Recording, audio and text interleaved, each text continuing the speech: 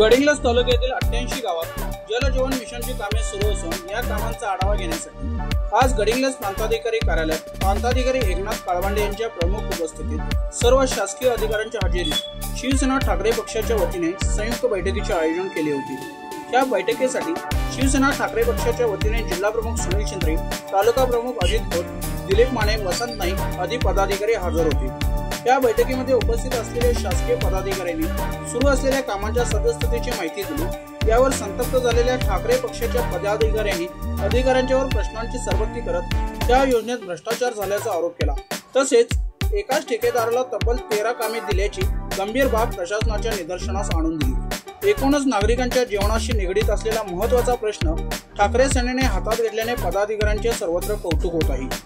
तसेच सर्व शासकीय अधिकाऱ्यांनी ठाकरे सेनेच्या वतीने 1 महिन्याचा अल्टिमेटम दिला असून कारभारात सुधारणा करावी, अन्यथा तीव्र आंदोलन छेडू असा इशारा दिला आहे।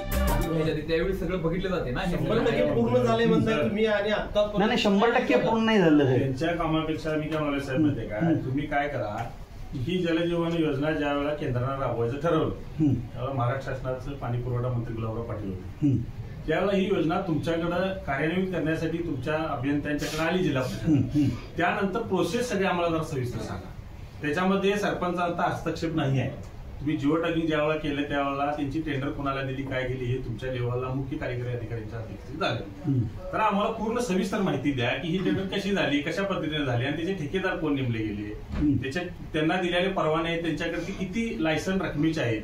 आणि आता मी काय म्हणाला, तुम्ही जी कामं आता जी अर्धवट म्हणताय, जे आता हस्तांतरित केली किंवा जी हस्तांतर केली नाही, ती कामं अर्धवट राहिली, ती ठेकेदार का अर्धवट ठेवली त्याचा खुलासा आम्हाला कळू दे ना। आम्ही इथं काय तुमच्याकडनं आढावा तुम्ही किती काम चांगलं केलंय आणि ते का होईल याच्यासाठी आलो नाही। लोकांच्या पाण्याच्या समस्या आहेत, तुम्ही जसं म्हणताय असं सगळीचं एक गाव नाही, तालुक्यातल्या तुम्ही 87 गावामध्ये आता जिथं म्हणताय तिथं उधार नाही, त्यांनी कामं पूर्ण केली, मोटर सोडली, पण 2-2 महिन्यात त्याच्या मोटरी जळालेत, त्याच्याकडे पाणी येत नाही। ते पाण्यासाठी तुमच्याकडे ग्रामसेवकांच्याकडनं सरपंचांच्याकडनं वेळोवेळी पत्राव्यवहार झाले, पण त्याच्यावर कुठलीही कारवाई झालेली नाही। याच्यासाठी आम्ही आलोय, तुमच्याकडे आम्हाला पूर्ण आढावा मिळू दे। आम्हाला बैठक ही जर लावायची होती काय, आम्हाला हे फक्त तुमचा आढावा 0 ते 25, 25 ते 50 आणि 50 ते तुमच्याकडे आम्ही एका पेपरावर पण घेऊन गेलो असतो। याचं जरा सविस्तर डिटेल आम्हाला कळू दे। सत्तर साहेब, आमचं एक म्हणणं आहे, तुम्ही जसं असं गाव तुम्ही सांगितलं की तिथल्या अडचणी तुम्ही सांगितलं की गाव जमीन दिली नाही, तुमचे प्रस्ताव तिथे रखडत पडला, पण त्याच शेजारी मनवाडमध्ये असा विषय होता की गावाला जमीन दिली, कारण छोटा पाझर तलाव होता, त्यावरती ती विसंपूर्ण असलेली नळ पाणी पुरवठा योजना ती कार्यान्वित नव्हती आणि त्याला म्हणून प्रस्ताव शासनाने नवीन दिल्यानंतर ती गावाला दिली। त्यावेळी तुम्ही अधिकाऱ्यांनी काय केलं, त्याच्यावरती हे वादंग तयार करून तुम्ही गाव आणि तुमचे अधिकारी किंवा तुमचे ठेकेदार यामध्ये काय तर समन्वय असायला पाहिजे ना सर। समन्वय नाही तुमचा, त्याच्यामुळे काही या योजनाच्या प्रत्येक गावागावामध्ये अडचणीचे निर्माण झाले। याच्यासाठी मी काय म्हणतो, यांची प्रोसेस कळू देत। मी पण एका ग्रामपंचायतीत काम करतोय, आज सरपंच विभागातून आले नाहीत, येणार होते, पण आम्ही पक्षाची बैठक असल्यामुळे आम्ही थांबवलो। तुमची प्रोसेस समजू दे। सरपंचाला तुमच्या ह्या स्कीम मध्ये कुठं स्थान नाही आहे, त्याच्या म्हणण्याला सुद्धा स्थान नाही। आम्ही पत्रव्यवहार जरी केले तरी तुमच्या ऑफिसकडनं परत तेच जाते की तुमच्या शासनाकडनं फंड नसेल किंवा काय असेल ते उपलब्ध नाही, हीच पत्र जाते। तर आम्हाला कळलं तुमची प्रोसेस काय आहे, कशा पद्धतीने ही कामं दिली गेली, आताच्या कामाचे स्टेप काय, आम्ही तुमच्याकडनं आम्ही कागदपत्र। हा उद्देश योजनेमागचा होता।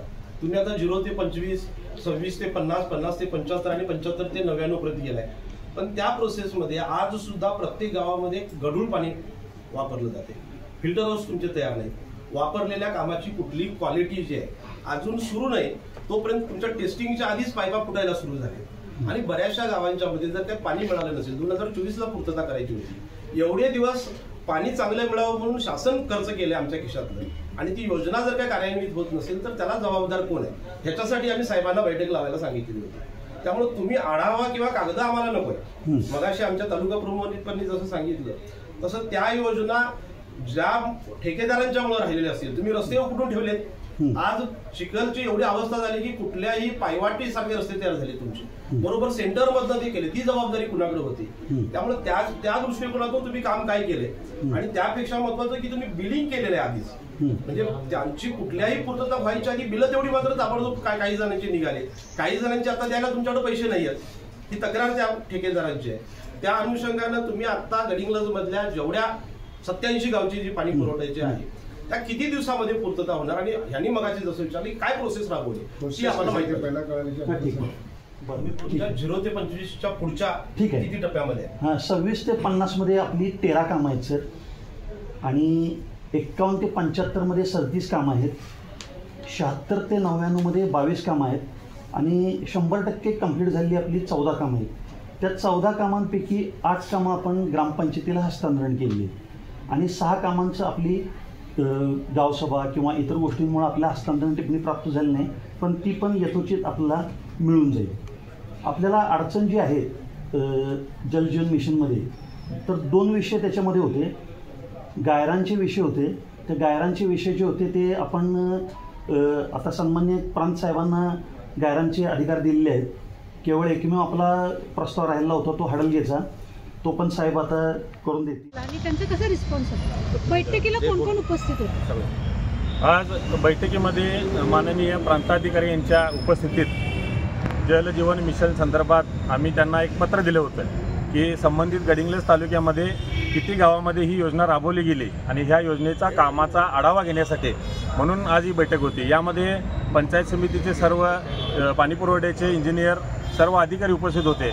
या बैठकीमध्ये आम्ही त्यांना प्रश्न विचारले. काही प्रश्नांची उत्तरं त्यांना देता आली नाहीत कारण त्यांच्याकडे असणारा कामाचा आढावा हा 100% कुठेतरी दाबला गेलेला आहे. त्यांच्यावरती कुणाला तरी दडपण आहे असं आम्हाला दिसतंय.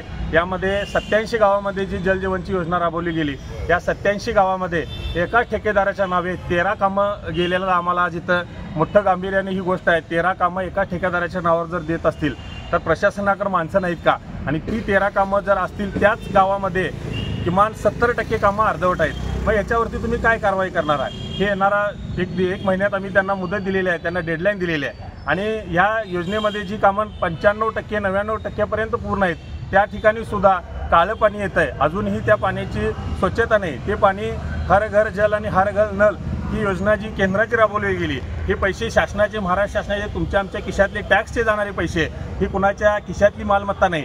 याच्यावरती जर प्रशासन आपली मोहर ठेवत असेल, ग्रामपंचायतीमध्ये सरपंच असतील किंवा संबंधित सदस्य असतील त्यांना कुठलाही रोल दिलेला नाही. मुख्य कार्यकारी अधिकारी यांच्या आधिपत्याखाली ह्या सर्व टेंडर झालेले आहेत आणि ह्या टेंडरची पूर्तता आमचा असा आरोप आहे की प्रत्येक आमदार असतील, खासदार असतील किंवा मंत्री असतील त्यांच्या बगलबच्च्यांना दिलेली आहे. ही यादी आज बघितल्यानंतर आमच्या लक्षात आलं. मग आज ते बगलबच्च्यांच्यावर कारवाई थांबवत असतील तर ह्याला सर्वस्वी जबाबदार हे अधिकारी आहेत. आम्ही या अधिकाऱ्यांना इशारा दिला आहे जर तुम्ही 1 महिन्यात त्याच्यावरती जर कारवाई करून गावामध्ये ज्या अर्धवट स्कीम आहेत ज्यांची तुम्ही 95% आढावा देताय ते 95%चं काम 100%वर पूर्ण करून त्या गावात जर स्वच्छ पाणी नाही गेलं आणि जर त्या पाण्यामध्ये जर गळूपणा आढळला तर ते पाणी आम्ही ह्या अधिकाऱ्यांना त्यांच्या ऑफिसमध्ये प्यायला लावू असा आम्ही इशारा दिलेला आहे. 1 महिन्यानंतर यांचा आढावा घेईन त्यावेळेला यांच्याकडनं आम्ही सर्व माहिती मिळवू. पण आज झालेल्या बैठकीमध्ये त्यांच्याकडनं अपेक्षित उत्तर मिळालेले नाहीत. त्यांच्याकडे असणारा डेटा पूर्ण नाही.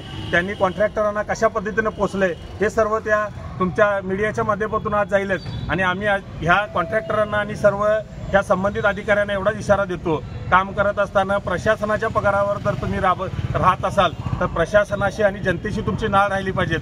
तुम्ही जनतेला काळं पाणी पाजून तुमच्या खुर्च्या मंत्र्यांच्या जीवावर आबादी ठेवत असाल तर शिवसेना ह्या खुर्च्या उचलून टाकल्याशिवाय पुढच्या महिन्यात राहणार नाही एवढा इशारा देतो.